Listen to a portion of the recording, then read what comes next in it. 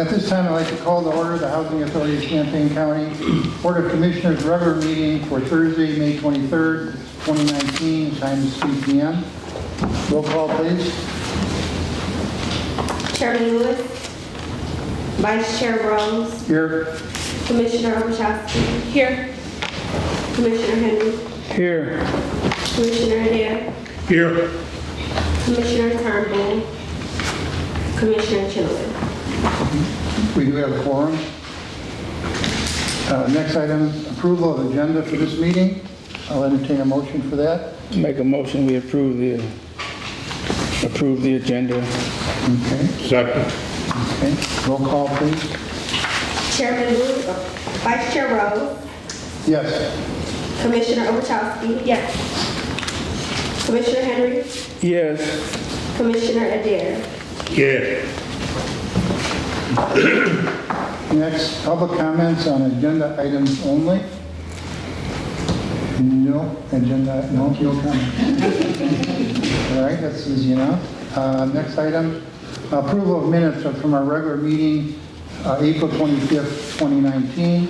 Before we had a slight correction in one of the couple of items. Really, could you express the corrections that we had in the minutes that was sent out to the commissioners, please? We had to add that Deputy Director at the time, Tiffany Gonzalez, was present.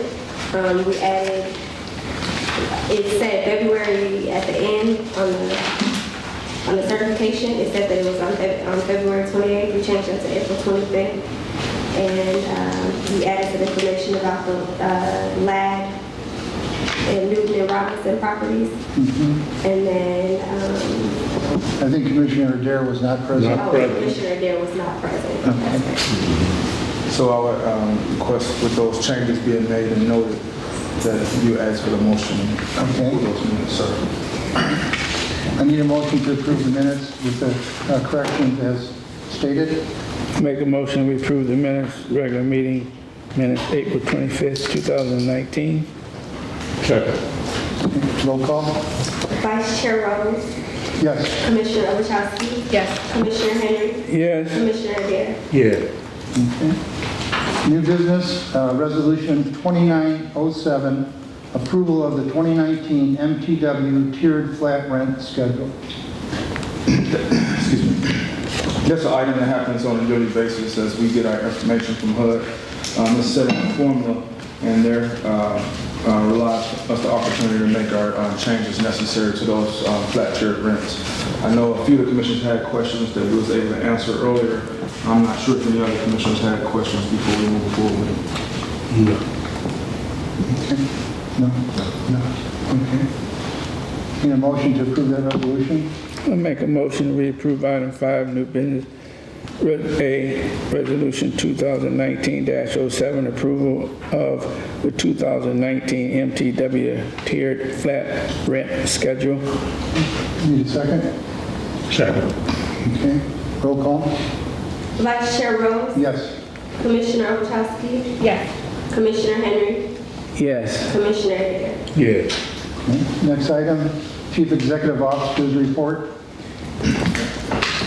First of all, I want to thank everybody who's in attendance today and the commissioners for attending this board meeting so we can handle our duties for the Housing Authority. Before I go into my report, I want to ask that our auditor step up and just introduce himself to you guys. Some of you guys may not know him, but they've been our auditors for a number of years. Our audit started this week, and so he's been here working pretty hard and, with our team in order to make sure our information is correct and our audit report gets done in timely fashion. Yes. So Jason Giel here from Lighting Company. I see some familiar faces here. So hopefully many of you recognize me from past board presentations. But yes, we are currently here conducting the audit. I think we're still on schedule. Things look very good, actually. As the staff and you know, people like, well, maybe not like, but they'll feel audited by the time we're gone. And hopefully we can provide kind of a, comprehensive analysis and results for July's meeting. It looks like the schedule is where we're at. All right? Good afternoon, everyone. Thank you so much. Next, I'll ask Tiffany to come up. She'll be doing an employee of the month presentation.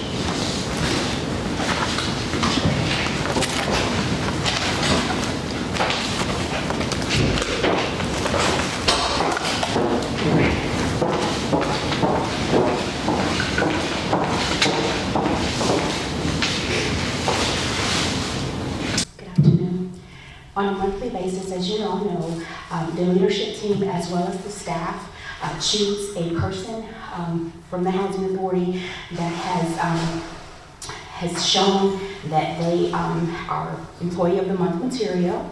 And on this month, they have chosen Lily Walton as our Employee of the Month. Ms. Lily?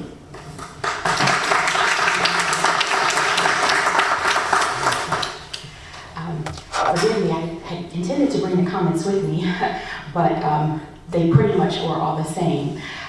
That Lily is a pleasure to work with, and that she is always giving her all, no matter what they request. She always does that with a smile on her face, and I would definitely agree with that. I've only been here a couple months, but she's been, I know, stressed on numerous occasions, and she always is beaming with positivity, and so we appreciate that, Lily. Oh, I just found the comments. I did bring them, I just can't see. So I'll go ahead and read those to you. Lily is always helpful. She goes out of her way to help and support the staff. During the RAD training, she stopped and got breakfast daily and cleaned up afterwards with a smile on her face with no complaints. She is a great example of how an HAC employee should be. Another comment, Lily is always so helpful with any and everything. She always has a smile on her face and is extremely polite, even though she has so much to do. Lily is definitely an asset to HAC. Thank you, Lily.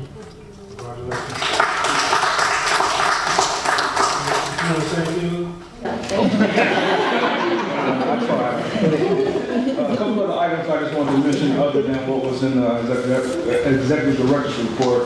We had an amazing opportunity last week to celebrate our 75th year anniversary in an open house, and I just want to say thank you to all the staff members and the board members who came and participated. It was a great day where the community had an opportunity to come in and out throughout the day and see our new facilities along with learning more about what we do as an organization. So I want to say thank you for that. As a result of that, our state representative, Mike Moran, also provided us with recognition from the state of Illinois Assembly related to that celebration that we had last week. He was here also, along with a number of other dignitaries for that opportunity to share with us. A few other items I wanted to mention are 2019 inaugural Black Tie Scholarship Gala. Sponsorships are out. Some of you board members should have it in your packet along with emails, and we've already been getting sponsorships in, so it's really important that we continually work hard to support and benefit our clients. One of the things that we did as an organization to make sure we keep finances and things separated, we created a new foundation, which is called the Housing Authority of Champaign County Enrichment Foundation. And that's what we utilize to help benefit our clients and to move forward in terms of that level of self-sufficiency. And so this is another not-for-profit that we just recently created.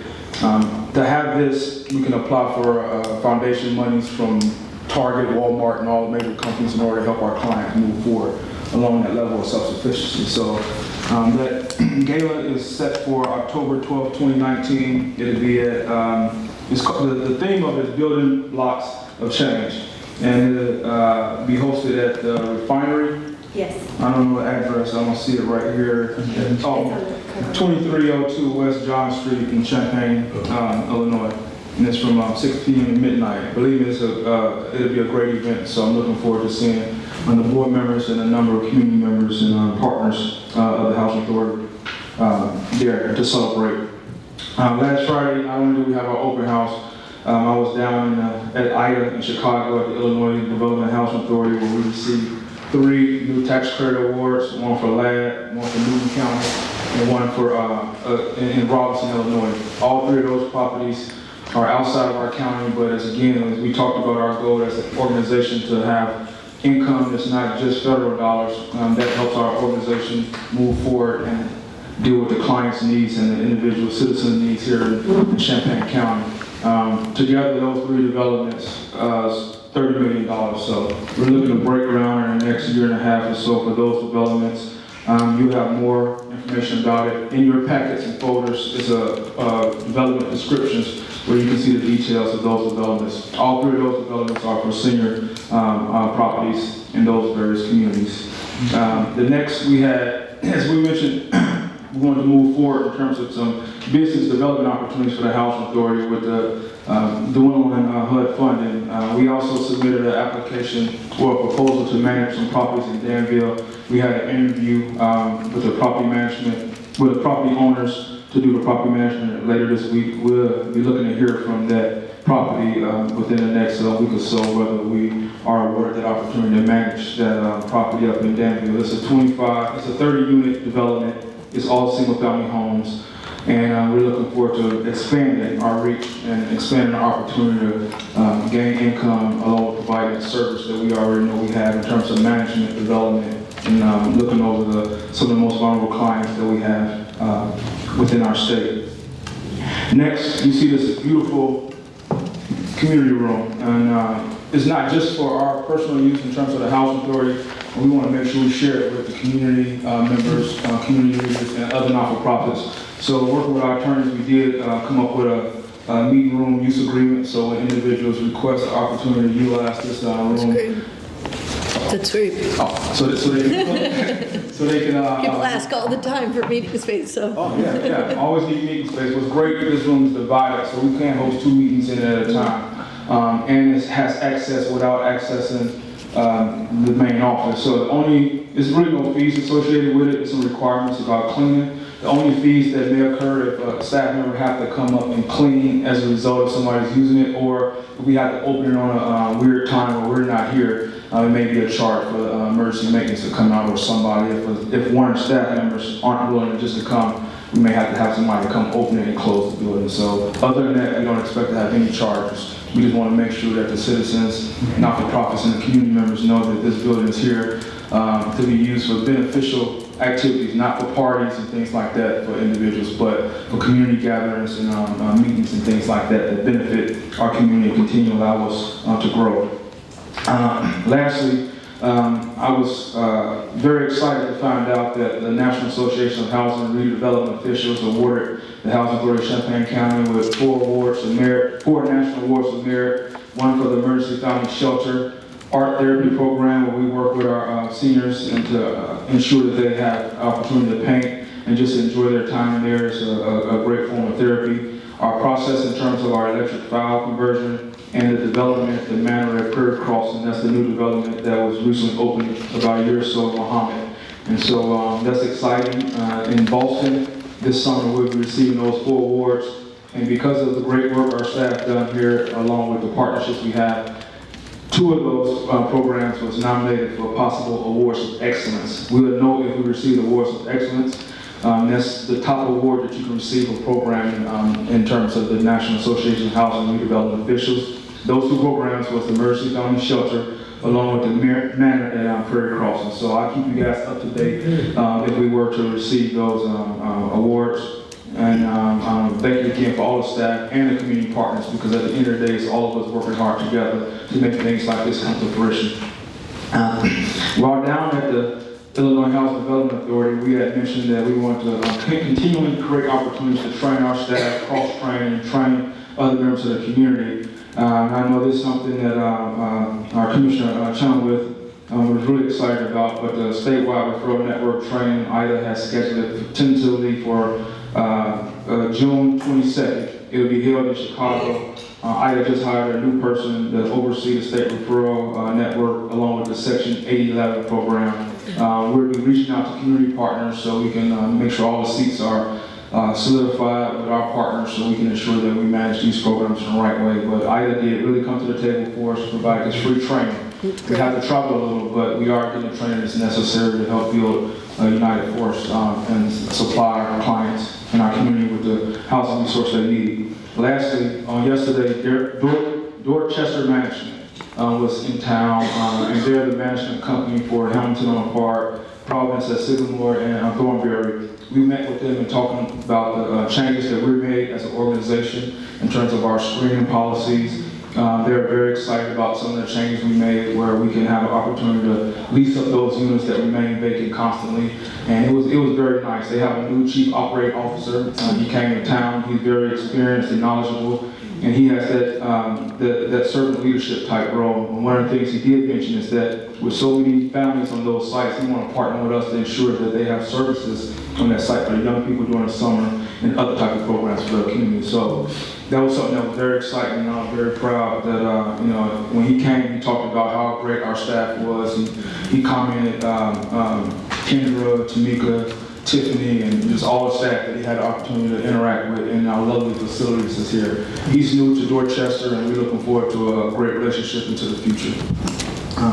Unless the board members had any particular questions for me, that's ends my report, and we can move into the other reports. I'd just like to make one comment in regards to the open house and the 75th celebration anniversary.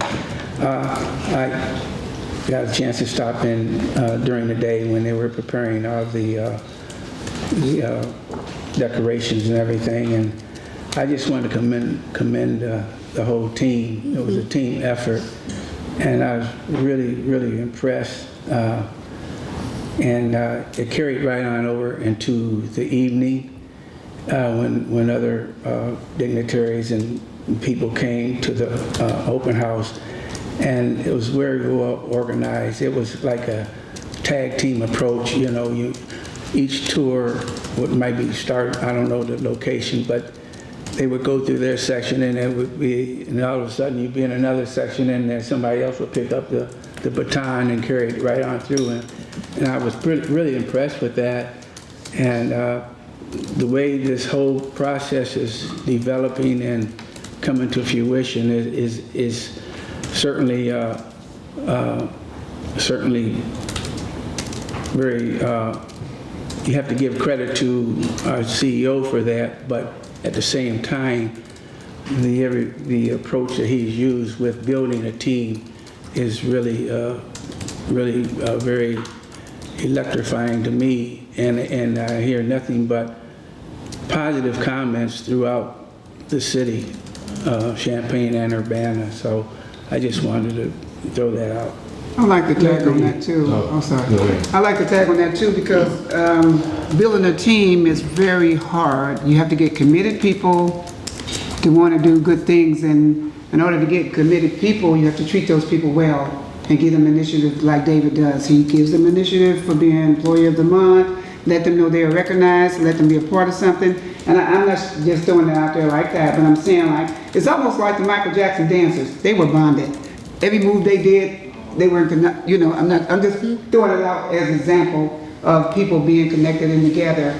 You work together, you bond together, and you do a good job. And you just don't do the job because you're getting paid. You do it because you believe in it and you believe in what you're doing, because you can't do a good job if you don't like what you do.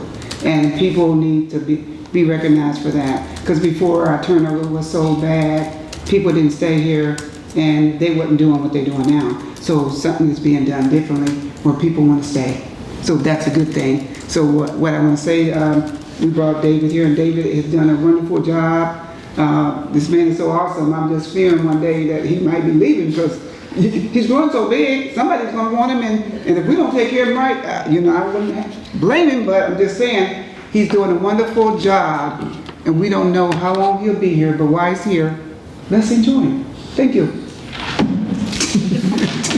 I missed this, and obviously I missed the major occurrence, but approximately how many people did we have in attendance over that time period? It was in and out all day. It started at 2 o'clock. I had to drive down from Chicago earlier that day to attend it, so it was a pretty busy day for me, along with the staff members. Robin, you was at the door. I think I counted at the end of the night 43. Okay. 43? Mm-hmm. Okay, it looks like it was more than 43 though. Well, the staff was here too. Staff, yeah. But we had, with the pot where we drew money out, it was over $100, so. Yeah. I mean, people came in and out and left. I'm just excited that, we had an opportunity. One thing that's important is that, the community understand that we're good neighbors and we're partners here.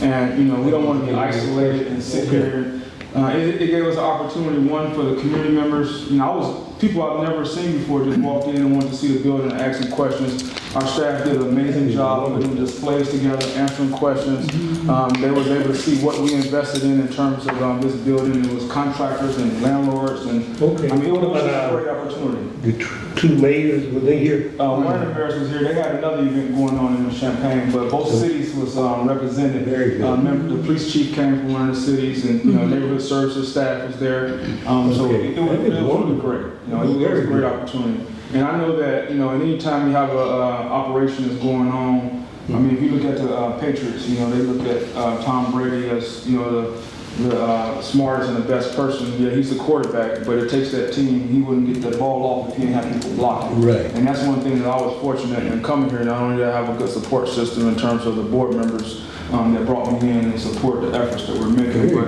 a great team. So I think over this last year, I've been here about a year and 2 months, we made a number of changes, but as a team, we've grown together, and I think it's resonant in terms of how the community sees us and the things that we're doing as an organization. So I thank you for the accolades, but I always say we're one agency and one voice, so it's for all of us. That is very good. Thank you. And one final comment. I'd like to commend the authority on the production of the 75th anniversary video. I thought it was well done, and presented the housing authority and the history of public housing in its best light. So thank you for that. Now, I'm not a techie, I didn't do that, so that's, but we made it happen, right? So that's what it's about. Anything, anybody else? Okay. So we can start with the departmental reports. Tiffany, could you go first on this one? Absolutely. May I make this little announcement? Oh, sure. We Use the have, mic a little more. oh, I'm sorry. Is it on? Yeah. We have currently we have a waiting list at Stair Place, which is currently open. I believe it started on May 20th. It started open on May 20th, and we will keep that waiting list open indefinitely for now. We've had a little issues as far as keeping a number of people on the waiting list. We want to keep it indefinitely, and then on June 3rd, we will take applications for Hayes Homes. That application process will end on July 31st. Good, thank you. And then for the NCW report, we have been working with, as you all know, the reentry programs. And so just a status report with that, we're working with First Followers and WIN to provide our previously scattered site homes to their programs. We've recently met with them and we've assigned the homes. In addition, we've met with the city of Champaign, and so we're currently working through any type of zoning issues, and so it appears that there are none, so we're very fortunate about that. In addition, we have a pending inspection for those assigned homes. Going forward, we do have some other of those scattered site homes that are still available, and Mr. Northern is working with some other agencies looking to garner some partnerships with those agencies for not necessarily a similar type program, but other programs in the community that could use those spaces. In addition, we have our administrative plan that we hope to have already, we will have ready at the next board meeting for approval, and then that would be, we're hoping that that would be implemented around mid-July. We'll be getting that plan out to the board members so they can start reviewing for any comments that they may have in the community. That'd be Absolutely. And so, in addition to that, then I have Anna Lane, who will give us a success story. She'll present to us. Good afternoon. Good afternoon. Hi. I'm really excited to report today. I just want to say, and I'm recycling the board that we used for our 75th because it has a picture of our success story along with her daughter on here. And so did they get, okay, so they did put it up there. Yeah, So this is Carmen Stromley, and she is, let me show it to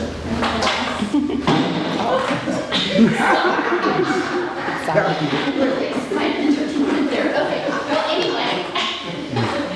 So Carmen and her daughter. Okay, so she's currently active with us in the LSS, but I kind of want to start in explaining how she got to us. So this whole story is a testament to our partnership with RPC and United Way, and what we've done, in collaboration with the Emergency Family Shelter. And so she is a success from that. She wrote her own success story. I asked her, please write it, because she was so happy to have made all these steps through the shelter. And so she wrote in her own words, where she was at when she was homeless.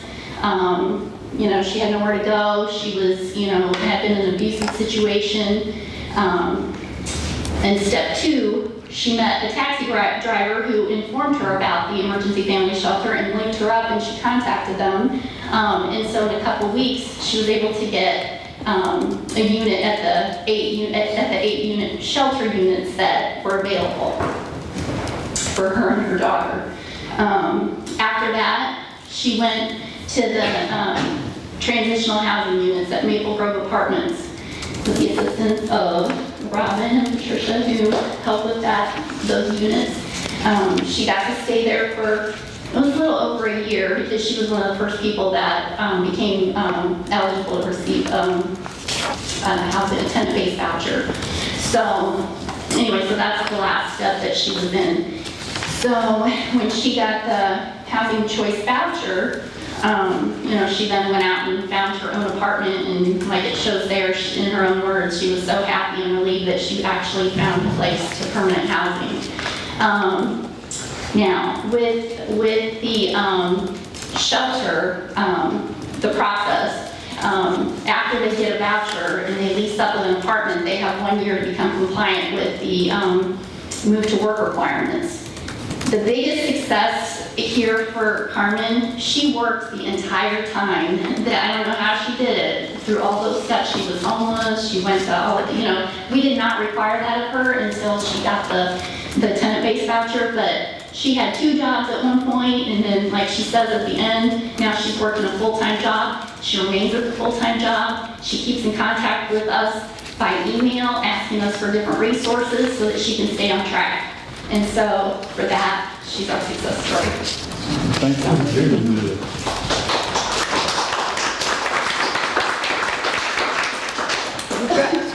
With that being the homeless, that's the homeless program, right?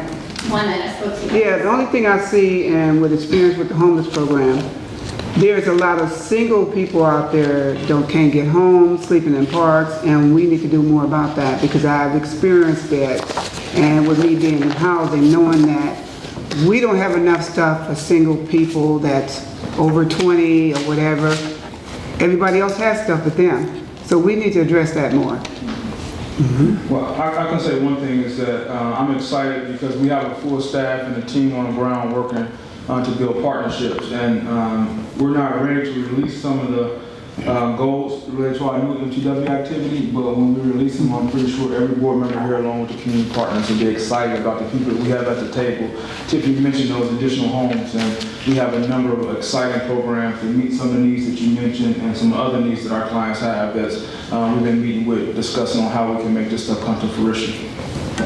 Also, too, our regular voucher program doesn't have any exclusions for people who are single. So, and then just makes me think that, Ms. Tamika, you'll have to correct me on the date, but we will be opening the Housing Choice Voucher waiting list in the next few weeks. June 15th. June 15th. And so there are no exclusions. So single, we consider them all families, but single families can definitely apply for the Housing Choice Voucher program. We're trying to make sure we keep our waiting list open more frequently to make sure we have a correct number. With the changes that we made, we anticipate leasing up a lot more of the units and the vouchers in a more efficient way and a manner. Some of the barriers that we had and found earlier, we made those changes with the help of our board members and the community support. And so we're looking forward to it now, working out in the best way for our communities. Now, we know that we can't provide a resource of housing for everybody, but we're going to go as far as we can provide that resource. And, I know we do a lot of celebrating on what we're doing as an organization, and believe me, we make errors and we have some obstacles or issues that we got to overcome, but just being here in Champaign with the community partnerships and the level of support that we have as an organization and what we can do in terms of touching the lives of people is just, outstanding. One of the reasons that I wanted to come here, and I chose to come here, and I'm happy that you guys accepted me because of MTW. And since, I've been here, I've learned a lot more about MTW.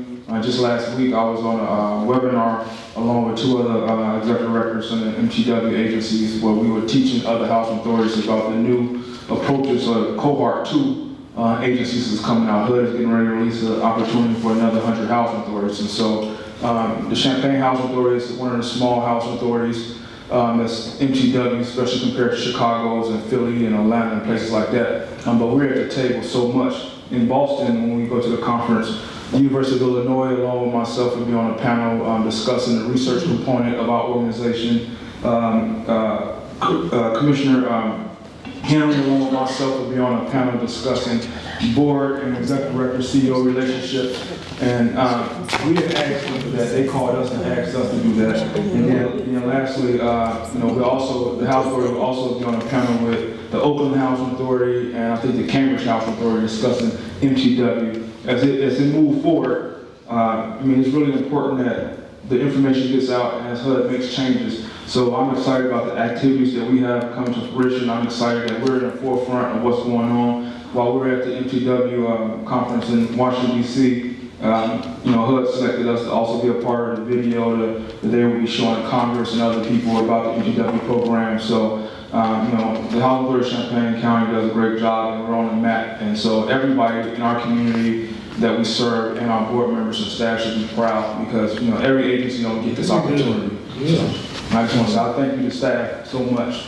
It was a learning curve when I came along, but I think together we're still learning, but we're doing a pretty good job overall. When will HUD do their presentation to come? Well, HUD said the video that they filmed while we were in DC a few weeks ago, I think they said October is going to come out. So it should be exciting. Should be exciting. Just a few quick questions.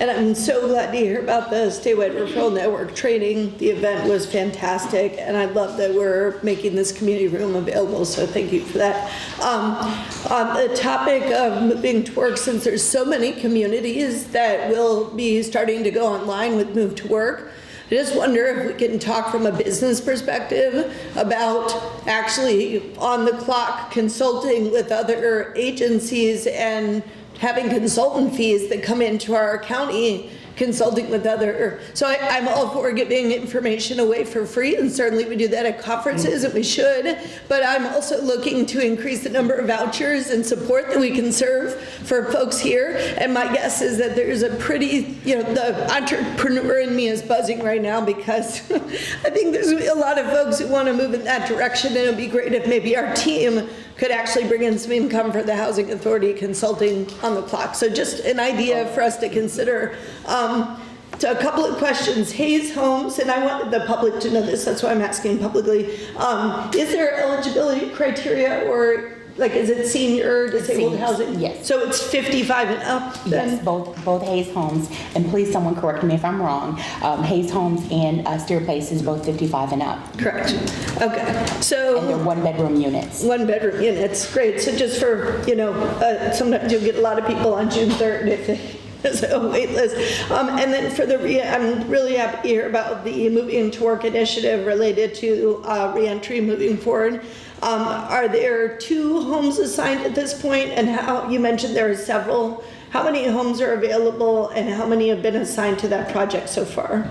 So we started off, we looked at a couple of approaches. We know both of these are very new programs and we want them to be successful, so we've been meeting with them and they've been working with our team and we've been working with the city officials. We wanted to first find the most efficient way to get it started. So our goal was to assign the first 2 properties, get the program going, and then move along to the other commitment that we said 2 to 4. So we want to make sure that we don't give them too much at once and they not be able to be successful. And so, Kerry and other city officials been doing great. We found that 2 of the homes, the zoning issues are perfect, so that's going to lower costs and opportunity for us to move forward in a more expedient way. And so we're moving along there. Now, as far as the other homes that's available, we have well, it was 14 total homes, and we have 4 kind of allocated, and we have probably another 4 or 5 kind of almost allocated to different types of programs that we're talking to and working with. Okay. But some of those homes are in different conditions. Some in decent condition where it costs a minor amount to repair and update and make ready, and other ones are pretty rough. So some of the programs that we're talking with and working on MTW activities, they have money, so they can come in and make their repairs. So they have groups to sponsor them and help them. And so it's a mix of groups out there that we're working with. To make sure that those resources are utilized in the right way. I hate to see those homes sit and become burdens to other communities when we can utilize them for programs that need that help. So that's what we're moving forward. And if we find that we still have additional homes available, we'll open it up for more programs that we can work with. Because those are properties. If we end up deciding that the homes aren't viable, we talked with the city, Kerry, we've been talking about possibly applying to get some demo money so we can take those homes down and land bank it for possible uses of ownership opportunities of building homes in the future. So we're coming up with a great plan, you know, with community partners to try to make sure we utilize those resources and not just let them sit. Okay, so the good news is originally we thought only 4 were salvageable, and it sounds like maybe 8 to 9 total might be salvageable. Well, it's depending on the investment, the different organizations may be willing to I see. So, with partners investing with partners, yeah. So we've been at the table. Like I said, I don't want to throw out a whole bunch of names because things, you know, people got to talk to board members and other people like that. But we've been at the table with at least 4 or 5 different major organizations and partnerships and programs that would be very great in those homes. And just to add to one thing you mentioned, we're at that, I'm at that year 2 kind of stage almost where I came in to the organization and just how we reached out to try to get the management opportunity for the property up in Danville. We do have that business mindset, and we're in the very near future we'll be developing our business plan, and that business plan will have that where we can utilize some of our expertise in order to help other organizations. But again, that money comes back to help benefit our residents, our clients, our citizens right here and move us forward because we can be entrepreneurs. We have the skill sets, the abilities. With the university here and other partners, we can do some great things that, one, benefit the community, along with benefit other communities and agencies, along with benefiting our residents and our programs right here. So we're on that same mindset. Okay, thank you. Are all the 14 homes vacant? Yes, they're all vacant. Everybody's been relocated out of all the homes at this point. Now, some of the homes we still have to pay utilities for and things like that, and cut grass. And part of our one of the programs we talked about, the internship program, we're trying to work with some youth in order to get like a lawn crew for the summer where they can go around and cut some of those homes to keep it, looking nice. We can always hire a landscaper to do it, but if we can get some young people engaged, and what about the moving that'd be helpful for us. Can you implement that into the moving the work to some of those? Well, in MTW, that's what we're looking at some of our clients, but when we tried to, we weren't successful with the Youth Build grant, and it was some concerns that had around because we didn't get the grant. So we utilized that internship program as a non-MTW activity, which under old Section 9 guidelines, we can still do a lot of that what we want to do. So we're still moving forward with that in a smaller scale. And along with the bridges enhancing capacity is another non-MTW activity that's unique, that based on the normal guidelines that we can utilize our funding in order to move forward. Now the difference is that when it's a specialized outside the line MTW activity, we have to have HUD approval. But if the guidelines that HUD has currently are still under Section 8 and Section 9 regulations, we can utilize those flexibilities still, like normal housing authorities has. And so that's what we're doing when we can say a non-MTW activity. That'd be a major activity that HUD does not have to approve, that we already have approval to do. Well, that's good, because what could happen for the summer, a lot of the residents, kids that's working age, that would be a good thing to utilize it through them. They could get summer jobs by doing that. Yes.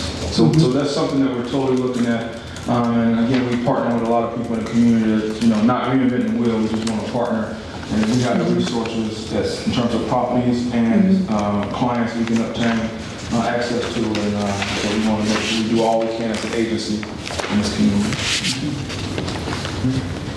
All right, so I think John's you're next to development. And we did talk a little bit about the development, but it's just exciting that, we get ready to be it Pinewood out. I guess I'm telling you a little presentation. Let me be quiet. I'm trying to hear my voice also, so go ahead. That's okay. Good afternoon.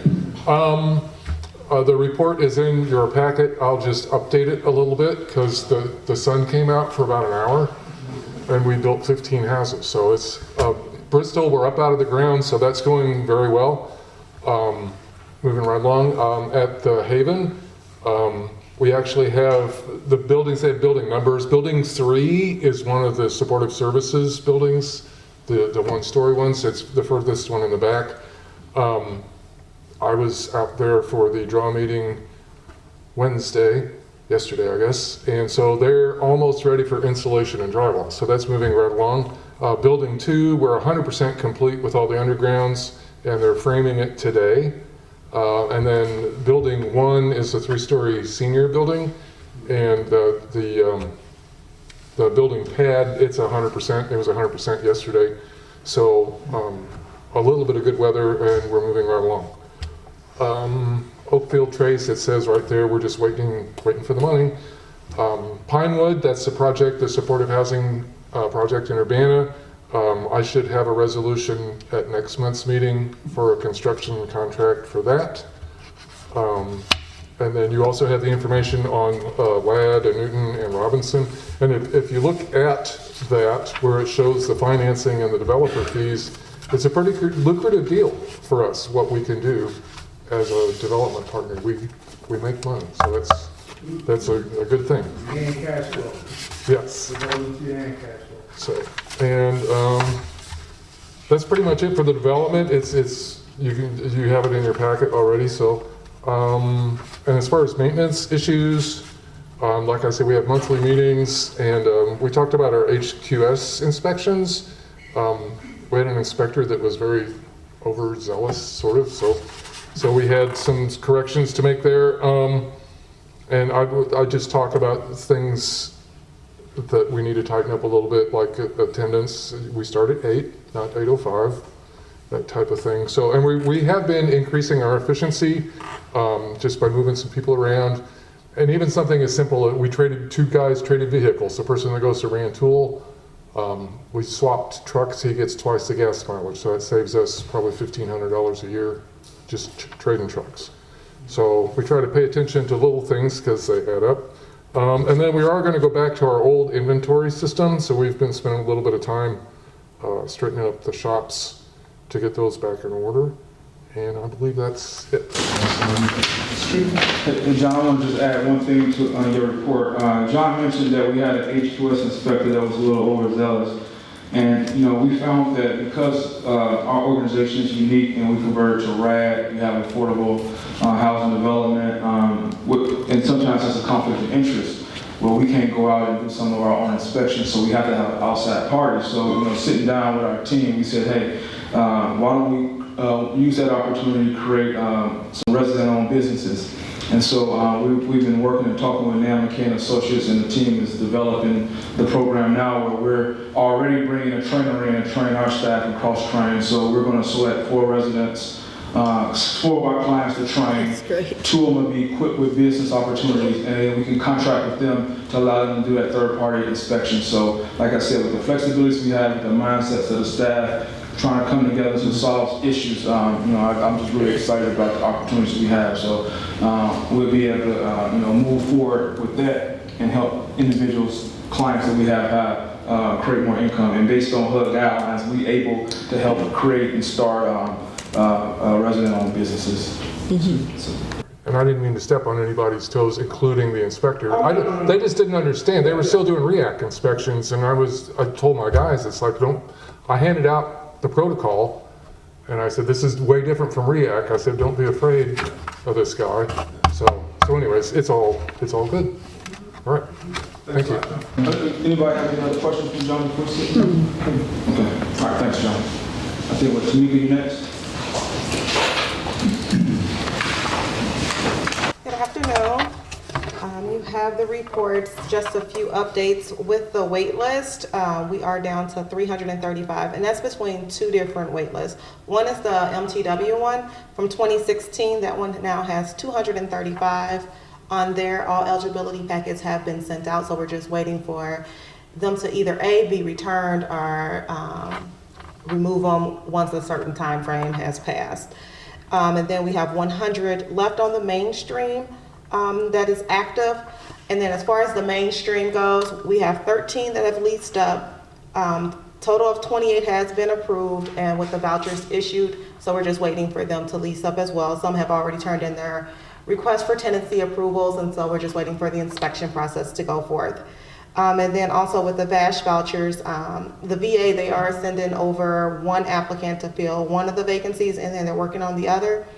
And also with Homestead, we've already inspected the units for the HQS, so we're just waiting on 2 applicants, and right before I came here, they sent over one of the applications, so we will have one leased up soon, and then we'll be working on the others as well. I have a question. Yes, sir. Realistically speaking, a person that's way down at the bottom of the wait list, what do you tell that person to keep them encouraged, or what do you do? Our wait list is looking really good. We've already sent eligibility packets out to everyone on our Moving to Work agency, on our Moving to Work wait list.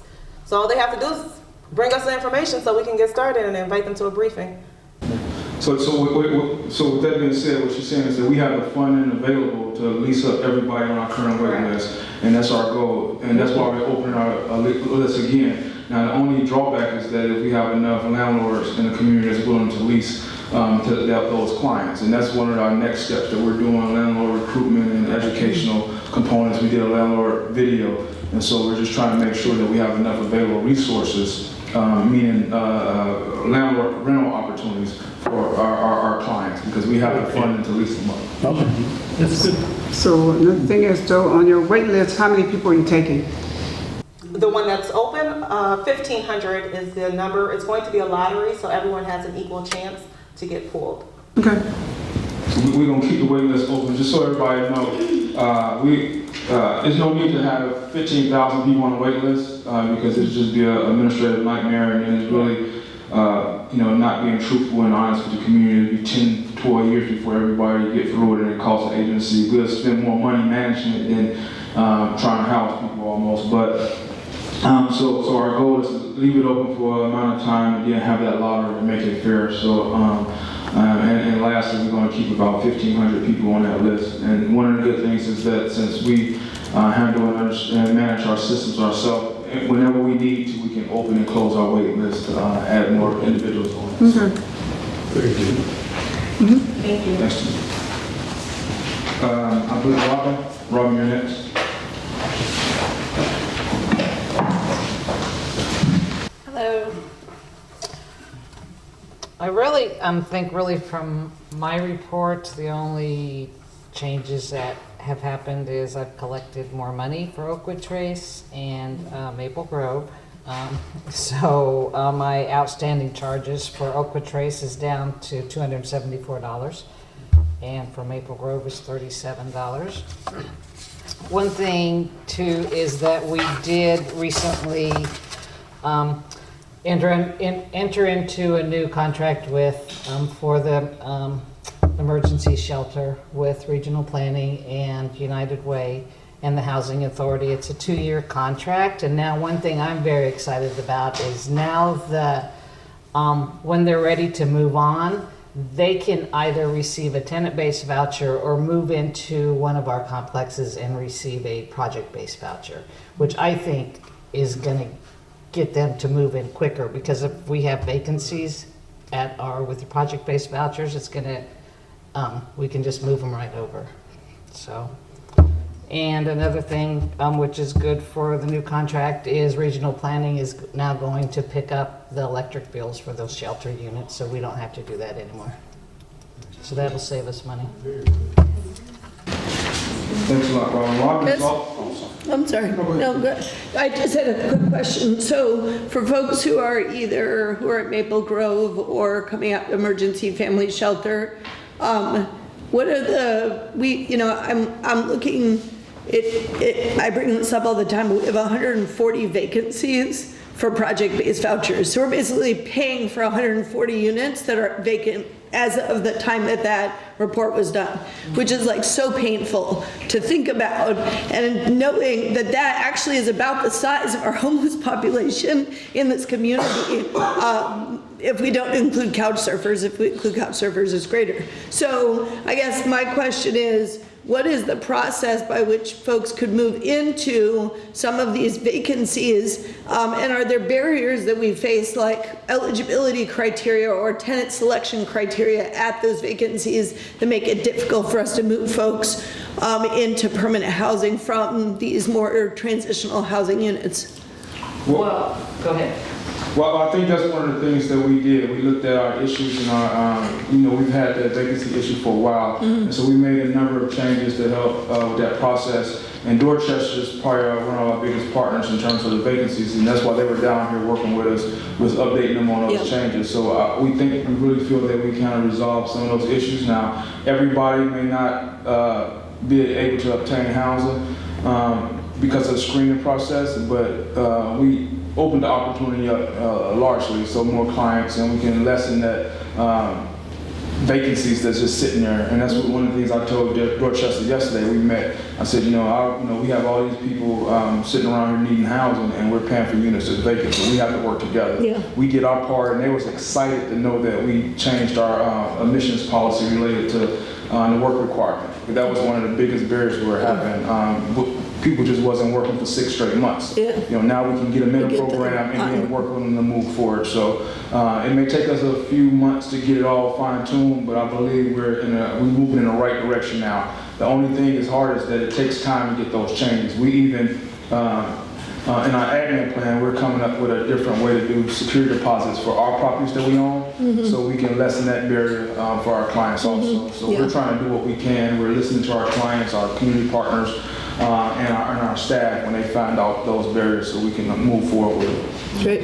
Thank you so much. Did you mention something about regional planning taking up the utilities for your something? For the shelter units. Okay, because I was just, when you said that, I could relate that to, I know Urban Ministries, they have they're helping a lot of people, and they got a problem with, right now, they might shut down because the utilities don't have nobody to help them out with that. Right. So I'm glad to hear that. I can relate that to him. All right, then thank you. In that program, when we started it, the House Authority agreed to take care of all the utilities, most of the utilities at the beginning, and then as time went along, other organizations are going to step up and share. So that's what she's speaking of, the RPC stepping up and taking care of the electric aspect of it. So that's lessening some of the costs on the Housing Authority directly related to that. And last thing I want to say, Robin is a part of our business plan model in terms of our property management in Danville and other places because she has that tax credit experience.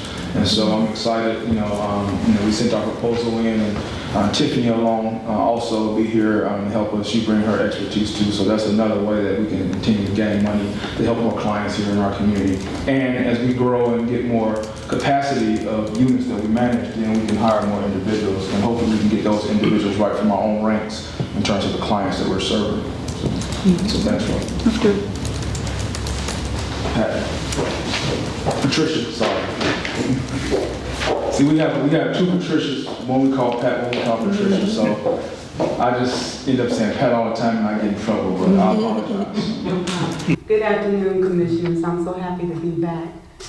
I've been back at the Housing Authority since September, but Mr. Northern allowed me to transition back into my normal duties, and I appreciate that, Mr. Northern. And while I was out for a couple of months, Robin took over my duties as asset manager along with her duties as affordable housing. So thank you so much, Robin, for that. I'm here, I'm very excited because even though I wasn't really managing the other properties, I saw a big difference and a big change. As you notice on here, the most important thing is that our vacancies are good. As of June 3rd, we'll be 100% occupied at Steer Place. finally, with all of their hard work. And then Columbia Place is now 100% occupied. And then also, Yeoman will be at 100% on July 1st. So the only properties that we have vacancies that going forward would be, we have 2 at Washington Square, and then we had 3 units that had just been vacated at the end of last month for Hayes Homes. And that's why we opened up the Hayes Homes list, because that list was pretty old, because once people move into Hayes Homes, they choose to really stay. But I am very excited because one of the people who moved out actually used her GI Bill and bought a house. And she's in her 60s, so she was very happy about that. Now, I did notice that we have our TAR outstanding balances are as low as I've ever seen them working for the Housing Authority in years. And that's because of the team that we have together. I think that we have a strong team between our RAD and our affordable housing. The assistant managers are awesome. They work very hard. They're very attentive, and they know how to get the rent, and they know how to take care of our clients. So at this point in time, even though it's saying that we have $1,948 outstanding balance, a lot of that has already been paid from last month. And even though it's saying that we have a balance of $40 from Columbia Place, that has already been paid. So we are moving along. I'm very proud of what we're doing. And during the open house, not only did we have a chance to communicate with people that from the outside, but I got to share a lot of information with co-workers. They have some awesome ideas. I got so excited. I'm looking like, wow, we have so many awesome people that work for this agency. And then also, I got business cards from other agencies. United Way, just for them coming to our table and seeing the emergency shelter information, and even though they're a vital part of that, they gave me their business cards, and we was exchanging information. So hopefully in the future we can do some other things at the emergency shelter. I had an opportunity to be at the emergency shelter for only about 4 or 5 months. I had an opportunity to meet some of the families there. I had an opportunity to meet some of the children there.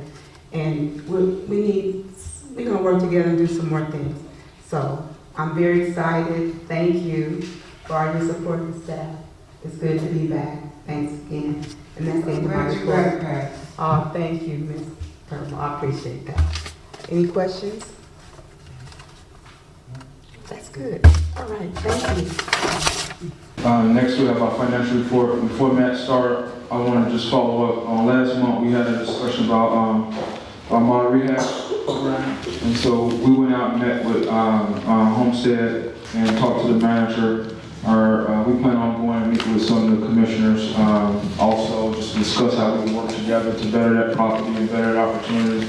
Commissioner Rhodes was a part of that conversation. Well, we had a conversation about some of the things that we can do, so we're excited about that. Every time we find a gap or an issue, we want to just try to correct it. So we did. I know you had a question about that, Commissioner Chunworth, last month, so we did follow up on that. I saw that, and I was very pleased. Thank you so much, and thanks, Jim. Okay, just wanted to present some of the financial reports for the month of April, and the first is the cash disbursements for the month. Total is $414,903.51, and then there's the detail following. Just to point out a few items, bigger ticket items. On page 39, you'll see Building Systems of Illinois for just about $176,000. That was for the new office renovation and addition. Also on page 39, Consolidated Communications for $18,281.26.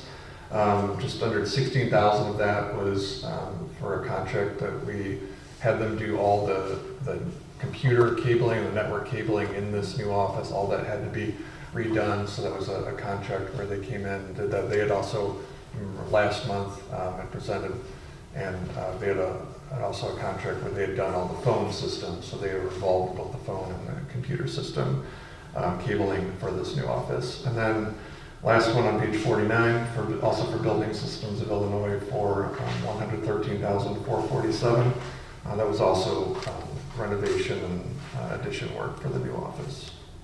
Any questions on the detailed checklisting report? Good question. Yes. What's the, are there additional expenditures for the building?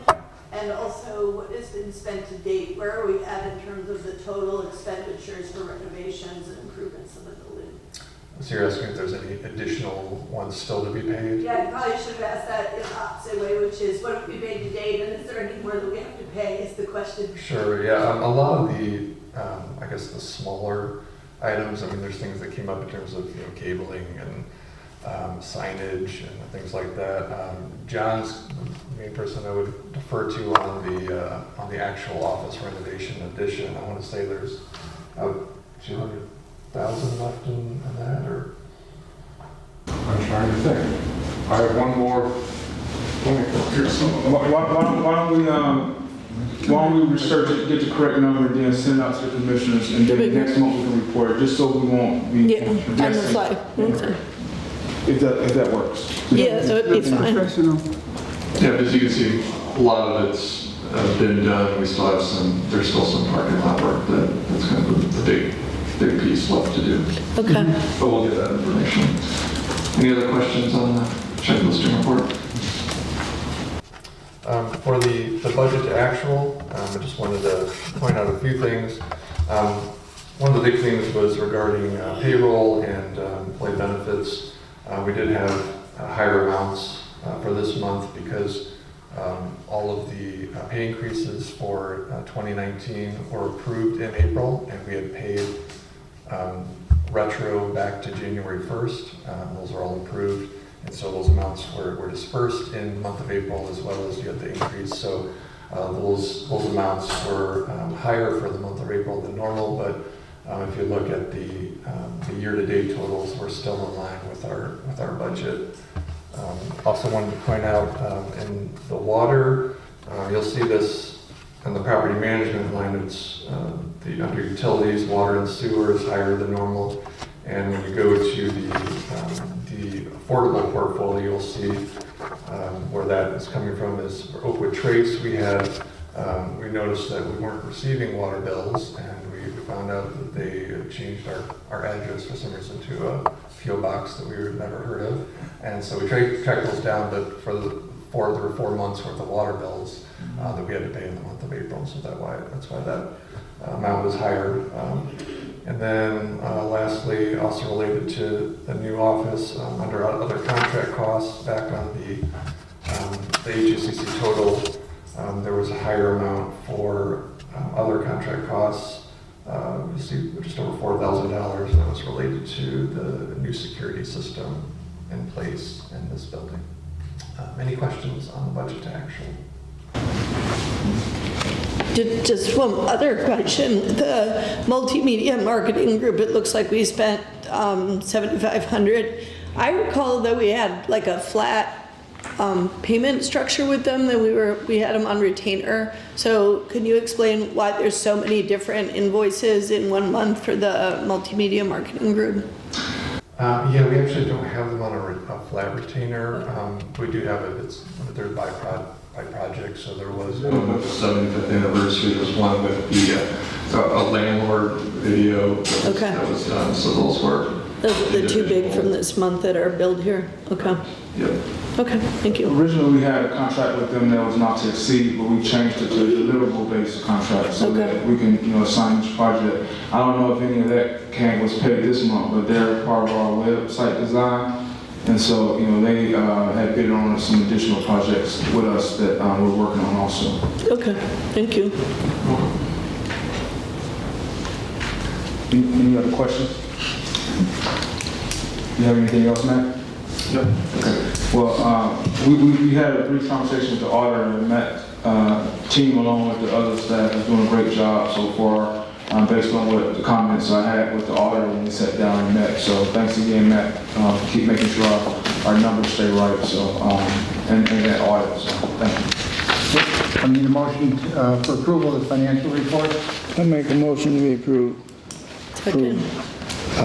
the financial reports, A and B. Okay. Second. Okay. Roll call. Vice Chair Rose? Yes.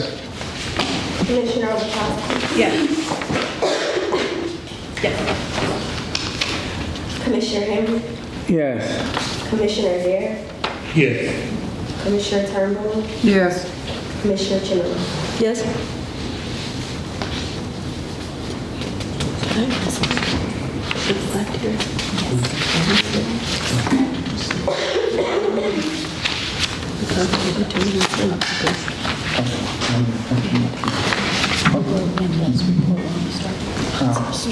Before we go to public comments, I just want to mention that Reverend Lewis was absent today. He just didn't show up, but he informed us about a week ago that he wouldn't be here.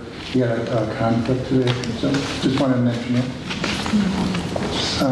Next item is public comments on non-agenda items. No public comments on non-agenda items, okay? I'll entertain, do we have any closed session items? Nothing? Okay, I'll need a motion to adjourn. So you want to make a motion to adjourn? Okay. Second? Second. Okay. Should we do a roll call? Vice Chair Rose. Yes. Commissioner Ovechowski. Yes. Commissioner Henry. Yes. Commissioner Dare. Yes. Commissioner Turnbull. Yes. Commissioner Chenoweth. This meeting is adjourned.